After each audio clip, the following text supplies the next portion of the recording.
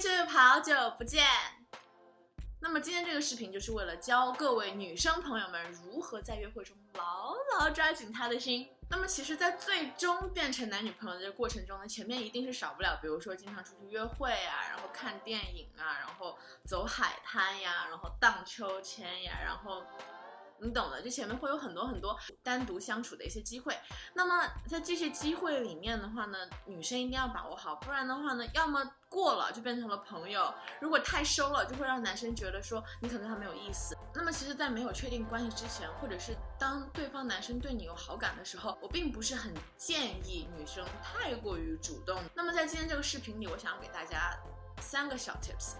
第一个 tips 就是当你和一个男生单独出去约会的时候，请切记不要太主动，但是也不是说不主动到气氛尬掉。第二个 tips 就是当男生在 last minute 邀请你出去的时候，你有必要考虑你答应的次数和频率。比如说我现在的男朋友其实就很喜欢在 very last minute， 比如说要晚上半夜12点的时候突然说，我在你家楼下，你要不要一起出来吃宵夜？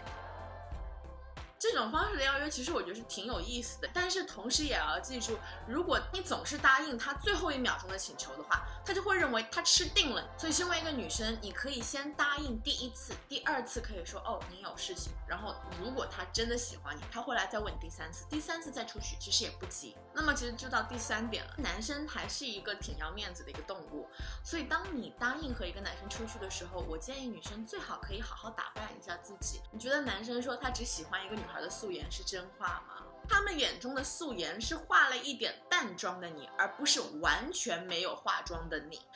不要觉得说既然他喜欢我，那他什么样子都喜欢我，这些狐狸尾巴是留到交往了以后才能露出来的。请注意出去的时候也不要穿不合时宜的衣服，也就是说在他邀请你出去登山的时候，千万不要穿一条裙子和一对高跟鞋。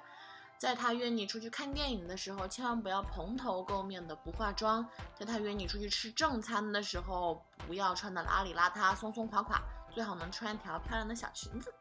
好啦，我亲爱的朋友们，那么以上就是今天全部的视频。如果你有一些更好的想法，或者是如果你有一些疑问需要解答的话，一定要在底下留言。